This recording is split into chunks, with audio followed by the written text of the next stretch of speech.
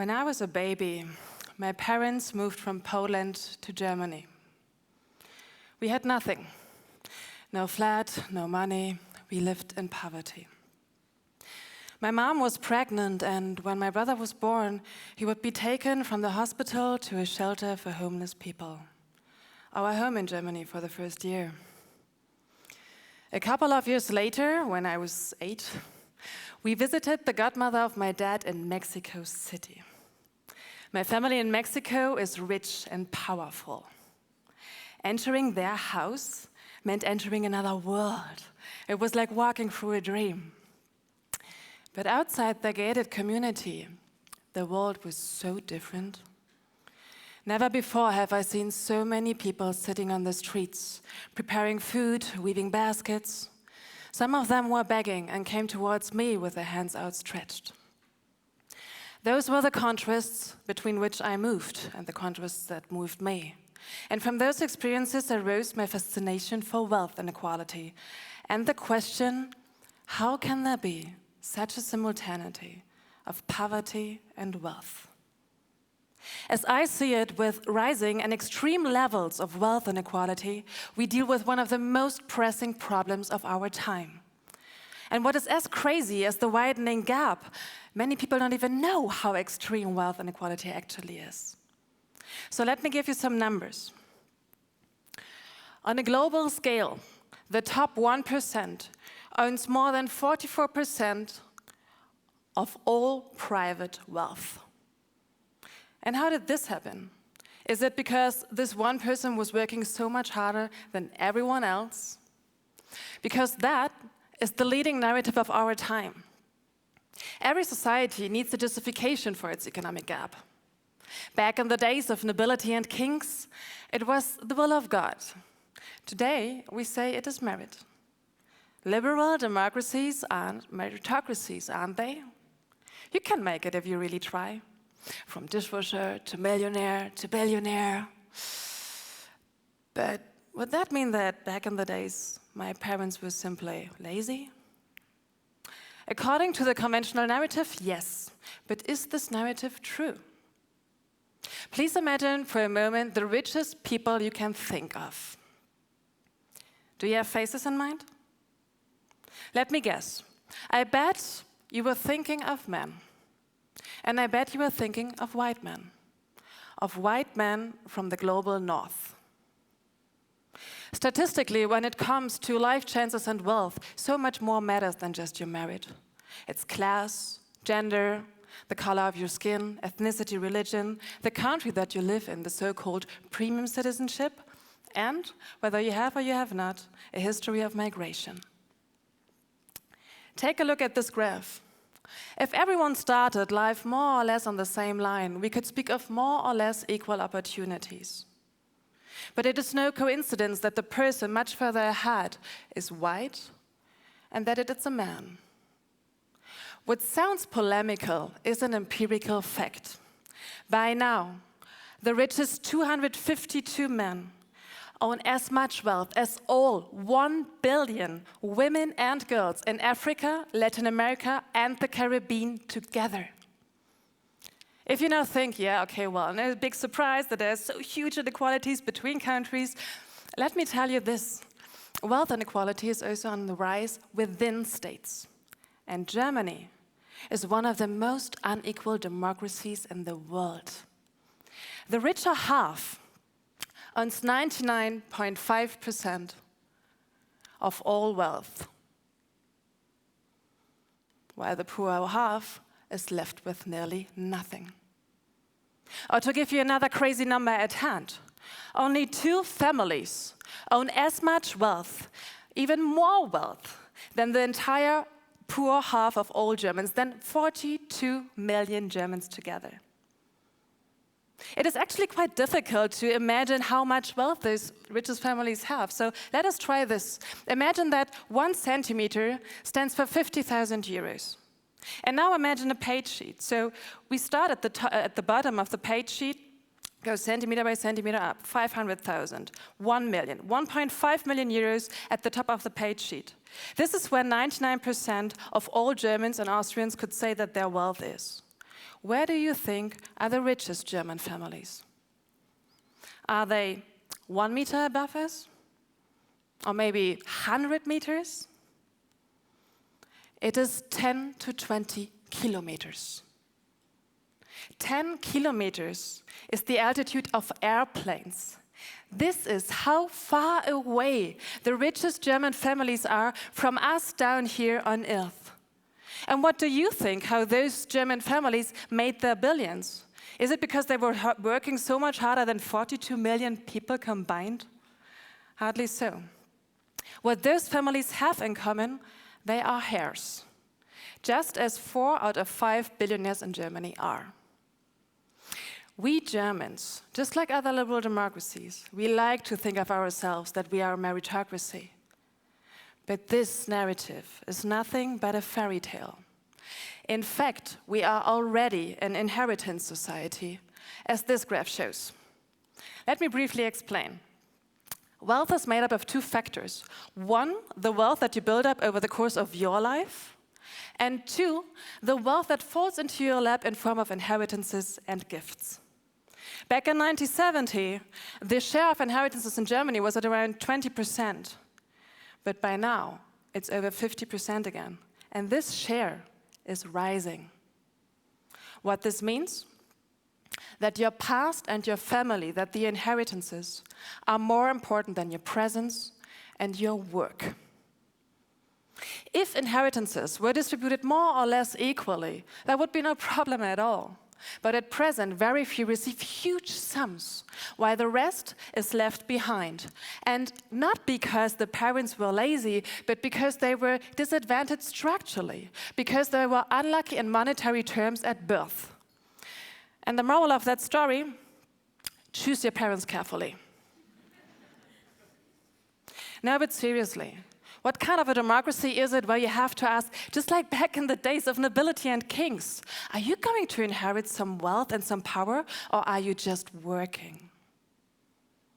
Such scientific findings are important because when we recognize patterns of inequality, we come to understand that inequality is not individual and not only based on merit, but that it is structural, that it is not something God-given, but that it arose historically and politically. And that, as counterintuitive as this might seem, gives hope. Because if inequality is political, it is also possible to solve it politically. The most important reason why inequality fell over the 20th century, and the reason why it is actually on its rise again, is political, and it is the same. It is about taxes on the rich. Nowadays, they hardly exist. How did we end up in such a tax haven for excessively rich? Well, we had the so-called inequality turn at around 1980. It was a time when a new economic paradigm entered the stage, neoliberalism. An economic paradigm is like a theater play. The script tells you what the motive is and how the actors should behave towards each other. In neoliberalism, the state should disappear from stage, and the market should have a free hand. But sorry to disappoint you, you will not see that much because this head of the market is actually invisible. And just like any other play, neoliberalism needs to have some repertoire of narratives that are coherent in order to make sense and to be convincing. And one such story, a very important one, was that austerity policy is good as taxes are bad. Taxes, the most important institution of any democratic society. The price that we pay for civilized society, for schools, streets, hospitals. In neoliberalism, this good guy became the bad guy. And it might have sounded convincing. I mean, less taxes means more money in the pockets, and if we cut the taxes for the rich and corporations, first they will get richer, and then after some time, the prosperity will trickle down to the rest in society. This entire script became known as trickle-down economics. But after watching this play over 50 years, we came to realize it's a tragedy with no happy end. The economists David Hope and Julian Limburg from the London School of Economics, they looked on 18 rich countries over 50 years and on the tax cuts for the rich and corporations. And what happened to the economy and to jobs? Well, the effect on economic growth was indistinguishable from zero. And jobs were not created. The only long-lasting effect, inequality went up. To summarize their findings, trickle-down economics is bullshit. We know that. And yet, tax policy is still neoliberal. Millionaires and billionaires are paying effectively less taxes on their income than you and me. In Germany, we do not levy any wealth tax at all since 1997. And the inheritance tax degenerated into a dump tax. If we do not finally tax the rich and their wealth, but only hardworking people and their income, their wealth will grow exponentially. This is basic math. And people with income from work, like I guess most of you, will be left behind. And inequality goes extreme. Yet extreme inequalities undermine our democracy. People in poverty and from the middle classes are increasingly losing trust in political institutions. And they are turning away from established parties towards extremist parties. This is what studies reveal, and this is what elections show. In Germany, neo-fascists are on the rise. There is a direct link between austerity policies and the rise of extremist parties. Accordingly, it would be quite easy to take bread out of their mouths if a sustainable, solidarity-based financial policy were pursued. That's why taxes on the wealth are so important. If we do not finally tax the rich, inequality will increase, undermine our democracy, and we will lose our freedom, because we will no longer be able to shape our lives according to our abilities. But it becomes more and more important in which family you are born into. Our past puts our future in chains. But there is a second reason why extreme inequality is extremely dangerous. Our climate. The Paris Climate Agreement would be comfortable with 2 to 3 tons CO2 per person per year. But the richest 1%, they don't cause 2 to 3 tons, but more than 100 tons. And what do you think? How much a lifestyle of a billionaire is causing our climate? How this is affecting our climate? Roman Abramovich alone is responsible for 32,000 tons. And in his best day ever, in 11 minutes only in space, Jeff Bezos emitted as much CO2 as one person from the poor half of the world over her entire lifespan. 11 minutes, one lifetime, same emissions. Let this sink in. Excessively rich are causing our climate crisis. But it is nature and animals, people in poverty and from the global south, that will suffer the most. And they cannot escape into bunkers to space or to Mars. Excessively rich have to be held accountable. How? Again, tax the rich.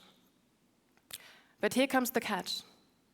Inequality did fall sharply throughout the 20th century, but it did so only in the richer half. The top 10% were sharing their wealth with the next 40%. But the poorer half was left empty-handed. If we want to combat wealth inequality, not only do we have to tax the rich, but we also have to lift the poor. How? With a basic inheritance. A basic inheritance would mean that young people who come of age would be endowed with capital. How much this would be to decide, ideally by a citizens' council. Proposals go between 20,000 to 190,000 euros. Can we afford it? With a just tax system? Yes, we can. Of course, a basic inheritance alone would not solve all our problems. After all, if you build a house, you need more than just one tool, right? But according to the calculations of leading economists, a basic inheritance would really be the big bang. First, it would be most effective and the most rapid response to wealth inequality. But second, beyond the math, it is a question of justice. Because if inequality is structural and political, it is only logical to address it also in a structured political way, and to start where its injustice is most blatant, in the skyrocketing inequality due to lack in the lottery of life. At present, it is only people from wealthy families who receive huge inheritances. With the basic inheritance, everyone would receive a piece of the pie. Currently, it is mostly people between the age of 50 to 60 who receive huge sums.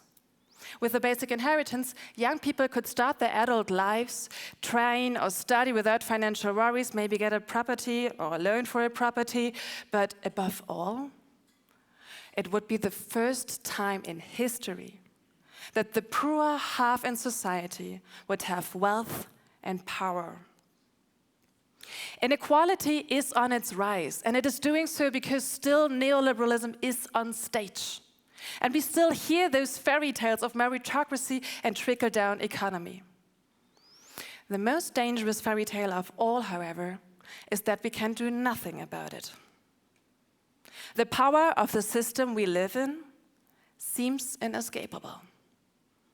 But so, as Ursula Le Guin once said, did the divine right of kings. So let's tax the rich and lift the poor. The time for redistribution is now. Thank you.